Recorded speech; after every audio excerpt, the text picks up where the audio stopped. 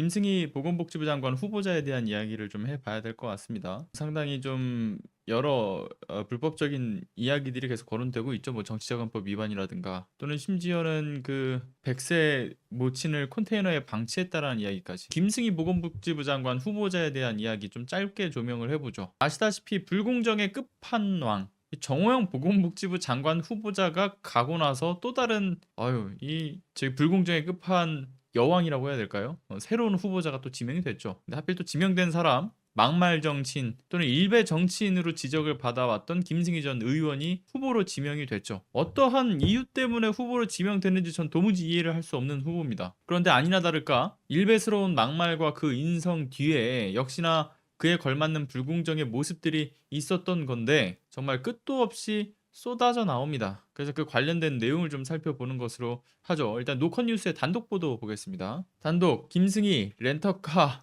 G80 인수에 정치자금 1,800만 원을 사용했다. 2017년 2월 의정 활동을 위한 업무용 차량을 2017년식 제네시스 G80을 빌리며 정치자금에서 1,857만 원을 보증금 명목으로 지급을 했죠. 당시 계약서 이렇게 나와 있었습니다. 보증금 1,857만 원은 36개월 후 인수 시 감가상각으로 영원히 됨을 확인한다. 따라서 실제 차량 인수가액은 잔액 928만 5천 원임을 확인한다. 처음부터 3년 뒤에 그러니까 차량을 이제 인수를 할 것을 고려해서 계약을 한 거예요. 즉 정치자금 1,800여만 원이 고스란히 차량 매입을 위해서 쓰여진 거고 그러한 계약서에 증거가 남는 것이죠. 그리고 실제로 계약 만료 시점인 2020년 3월에 추가로 2달치 연장을 해서 사용했고 임기가 종료될 때 반납하지 않고 그대로 인수를 한 겁니다. 사사로이 정치 자금이 쓰였다라는 것이죠. 앞서 김승희 후보자가 이제 2020년 3월 정치자금 352만 원을 들여 렌터카를 도색했다라는 것도 등장을 했었고, 그러니까 계약할 때 쓴 보증금 명목의 1,857만 원, 도색 명목으로 지출된 352만 원을 도합해서 정치자금이 모두 2,209만 원을 사용을 했다라는 것이 드러난 사건이죠. 자, 근데 뒤늦게 이 사건이 문제가 불거지면서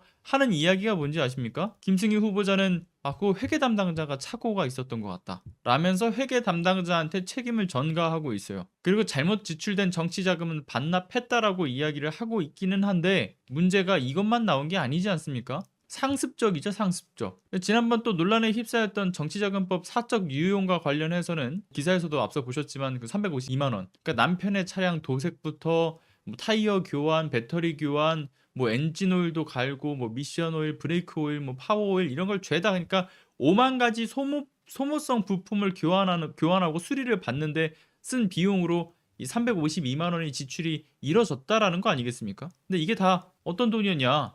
정치 자금, 의정 활동에 보탬이 되라고 보내준 정치 자금으로 사적으로 유용했다라는 것이 확인이 된 거였죠. 그런데 정치 자금을 부적절하게 사용을 했다라고 하는 문제가 여기서 또 끝난 게 아니었습니다. 자, 경향신문의 단독 기사도 또 보도록 하죠. 김승희 임기가 끝나기 직전에 정치 자금 털기, 동료 의원 후원금으로도 나가고 보좌진 격려금으로도 수천만 원이 지출되었다. 어떤 내용인지 살펴보면요. 20대 국회 미래통합당 의원이었던 김승희 후보자가 임기 막바지였던 2020년 3월 6일부터 5월 29일에 정치자금 5,100여만 원을 지출을 합니다. 자, 그리고 이제 정치자금법에 따르게 되면 이게 정치자금법은 임기가 끝나면 소진되지 않은 이 후원금 등의 정치자금이 국고로 귀속되게 되어 있어요. 근데 이게 아까웠던 모양이죠. 임기가 종료 후에 김승희 후보자의 회계 책임자가 선관위에 보고한 정치 자금은 잔액이 0원이었습니다. 자, 임기 종료를 앞두고 짧은 시간 안에 5,100여만 원의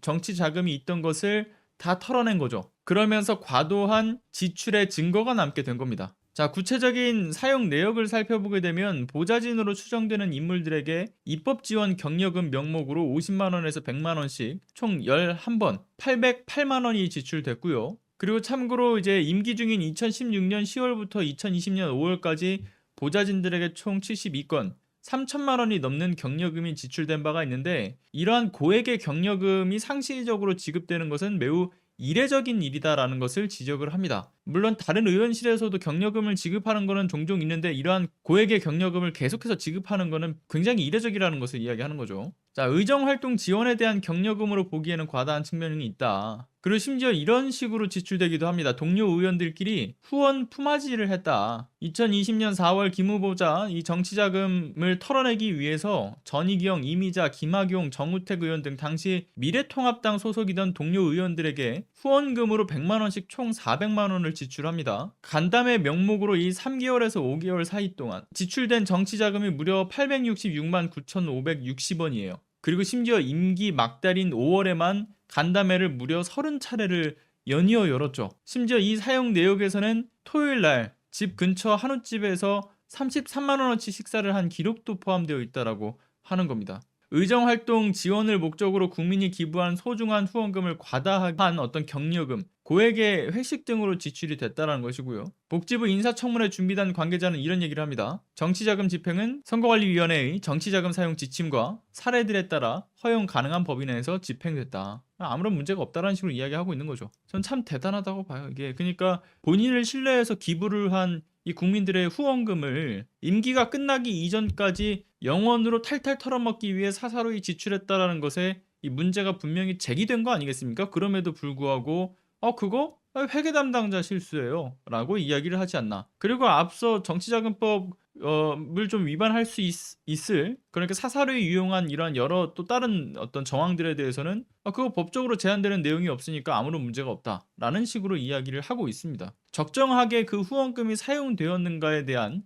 법적 책임뿐만 아니라 그 의원으로서의 도의적 책임도 분명히 있을 것인데 자신이 사사로이 사용한 그 비용에 대해서 아무런 부끄러움 없이 뻔뻔스러운 행보를 이어가고 있는 거죠. 그리고 본인이 이야기하기에는 민망했나봐요. 준비단 관계자의 입을 빌려서 대응을 하고 있는 것도 확인할 수 있는 거지 않습니까? 자, 임기 막달이었어요. 임기 막달에 무려 30차례에 걸친 간담회를 몰아넣은 거 매우 수상합니다. 그럼 그 이전까지의 의정활동 동안은 왜 간담회를 그토록 많이 열지 않았던 겁니까? 이거를 또 질문하지 않을 수가 없는 것이죠. 과연 이 간담회라고 하는 것은 또 정상적으로 운영이 되었는가도 의심쩍은 타이밍이기도 합니다. 자, 또한 보좌진들에게 들어간 이례적으로 과도하게 지출된 이 지출 비용들. 자, 이런 사람이 장관이 된다? 나라의 곳간이 어떻게 털려질지도 충분히 예상이 가능한 그림이지 않겠습니까? 자, 이미 김승희 후보자의 비위의 행적들이 수면 위로 올라왔고요. 그러한 행위가 예상이 또 됩니다. 그런데 장관으로 앉히겠다라는 건 대놓고 나라 살림을 거덜내겠다라는 것의 의미다. 전 그렇게 얘기할 수밖에 없다고 보고요. 게다가 정치자금법 위반 소지만 있는 게 다가 아니지 않습니까? 편법 증여의 위장 전입 신고까지도 지금 끝도 없이 나와요. 자, 관련된 내용 JTBC의 단독 기사를 한번 보죠. 김승희 모친 신도시 발표 전에 컨테이너로 전입 신고를 했다. 참 대단합니다. 대단해요.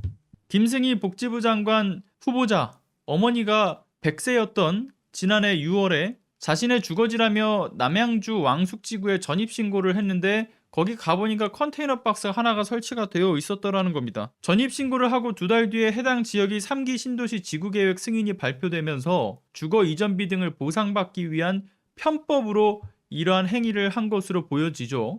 심지어 무허가 건축물로 1년 이상 거주를 했을 경우에 주거비 이전까지 보상받을 수 있기 때문에 해당 컨테이너를 갖다 놓고서 전입신고를 한 겁니다. 컨테이너가 위치한 땅, 후보자의 어머니가 30년까지 소유하다가 지난 2018년 후보자 남동생에게 증여한 것으로 알려져 있어요. 그런데 토지 보상을 더 받기 위해서 100세인 어머니를 위장전입시킨 것, 이게 미수라고 하더라도 법적인 처벌을 받을 수 있음이 지적되고 있습니다. 뿐만 아니라 앞서 김승희 후보자의 어머니 서울 상도동에 있는 아파트 2채를 2019년 후보자의 딸과 남동생에게 시세보다 1억 원 넘게 싸게 팔아서 편법 증여라는 논란이 제기가 된 바가 있습니다. 아주 불공정의 끝판왕이 또 등장을 한 거죠. 이제 기본기예요. 여러분들 그 윤석열 정부의 내각 구성원이 되려면 편법 증여 그리고 뭐 위장 전입 이런 건 기본으로 가지고 있어야 들어갈 수 있습니다. 전혀 놀라운 게 아니에요. 여러분들 아시죠? 기본이에요. 기본. 그들의 장관 후보자로서의 필수 조건이기 때문에 일단 김승희 후보자는 그 필수 조건을 잘 충족한 거죠. 충족된 인물을 잘 찾았고 제가 봤을 때는 이 장관 후보자를 하기 위해서 아주 오래전부터 미리 쌓아왔던 그들의 스펙이 아닐까 그 생각이 들 정도예요. 제가 말도 안 되는 헛소리를 하고 있는 거는 그만큼 경악스러운 일이 발생했기 때문에 이런 얘기를 하는 거죠. 이게 스펙이 되는 나라입니다. 이게 스펙이에요. 편법 증여와 미장 전입, 정치 자금을 부적절하게 사용한 게 스펙이 되는 나라. 주소지를 옮긴 곳에 있는 이 컨테이너 100세가 넘는 어르신이 거주하기 불가능해 보이는 환경입니다. 그뿐만 아니라 그 컨테이너 주변에 쌓인 우편물 등이 또 방치가 되어 있는 것으로 봤을 때 사람이 살았던 흔적을 찾아보기는 어렵죠. 그러니까 누가 봐도 신도시 대토보상을 그 노린 위장 전입으로 보여집니다. 그런데 만약에 그게 아니라고 본인이 해명한다라고 해도 전 이 김승희 후보자의 인성에 문제가 심각하게 있다라고 봐요. 정말 거주를 목적으로 한 것이 아니라 정말 100세 노인을 모친의 주소지와 거주지를 이전한 거라고 한다면 쓰레기죠. 100세가 넘는 어르신을 정말 그곳에 방치할 목적으로밖에 안 보이는 거 아닙니까? 본인이 정말 주거지를 완벽하게 이전을 한 거였다라고 한다면요, 방치의 목적이 있을 가능성이 매우 높은 거죠. 위장 전입이 아니라고 해명한다면 이거 저는 해명 못한다라고 봅니다. 자, 일본의 그 오바스테야마 전설이라고 해서요, 할머니를 버리는 삶 뭐 이런 게 있어요. 그러니까 즉 천륜을 저버리는 행위를 하려고 한 것이다라고 저는 생각합니다. 누군가는 이런 고려장이라고 이야기를 하는데 아시다시피 고려장이라는 말 쓰면 안 되죠. 그 고려장이 우리나라에 실제 했던 풍습이 아니라 일제강점기 시절에 그 조선문화의 말살 정책 일환으로 이 우리나라의 어떤 인과 효를 부정하기 위해서 의도적으로 일제에 의해서 심어진 이야기이기 때문에 고려장이라는 표현보다는 일본의 오스테야마 전설이라고 이야기하는 게 전 바람직하다고 봐요. 그래서 이러한 일본의 이야기와도 같은 매우 천륜을 저버리는 행위를 김승희 후보자가 했다는 말밖에 안 된다고 봅니다. 위장전입이 아니라고 한다면.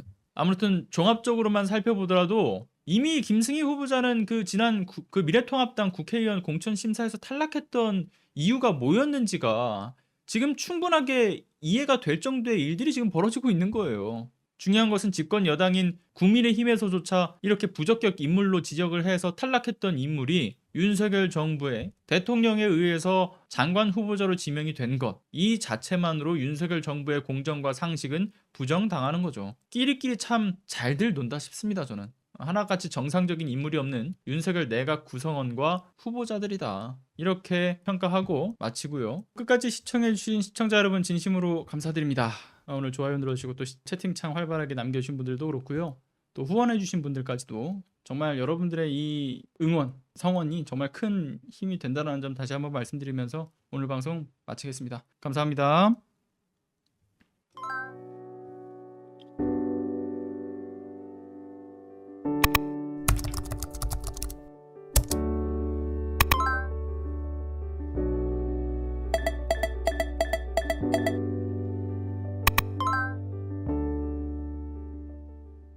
안녕하세요.